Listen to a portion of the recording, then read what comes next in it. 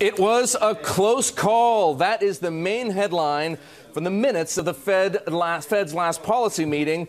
And that decision, you'll recall, on September the 21st, kept the benchmark rate at a quarter point with a vote of 7 in favor and 3 dissents. But the minutes here reveal a much more divided Fed than a vote of 7-3 would suggest. And here's a direct quote. Among the participants who supported awaiting further evidence of continued progress toward the committee's objectives, several stated that the decision at this meeting was a close call.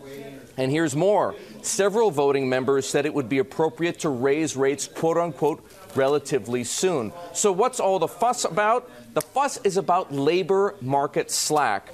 The 3 dissenters who wanted to raise rates at the last meeting believe that conditions in the labor market are already tight. Keeping rates easy pushes unemployment to an artificially low level, that's what they believe, sparking an inflationary fire that could force the Fed to hike so fast that the economy tips into recession. The other side of the argument, and the one you could say that's winning so far, is exactly what we heard from New York Fed President Bill Dudley this morning, that there is still slack in the labor market, and keeping rates low will draw more people into the workforce. Of course, it all sounds very dry and perhaps very academic to some of you, but there's a whole lot at stake. Several people in that room raised concerns about the Fed's credibility. A few worried that there's already too much leverage in the economy.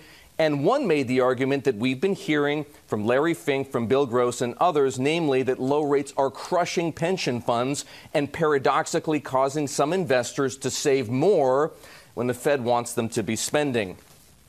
Does this mean that the Fed is going to raise rates on November the 2nd? That's, of course, what matters most. Probably not. Why? Well, here's one reason. The most recent jobs report the other day showed a big jump in the labor force, and so maybe Bill Dudley and Janet Yellen are right that it is okay to wait. Either way, the case for a rate hike would have to be overwhelmingly strong for the Fed to move 6 days before the federal election. Oliver, that's the story from the Federal Reserve right now, a reading of the minutes of the September 21st decision, a divided Fed.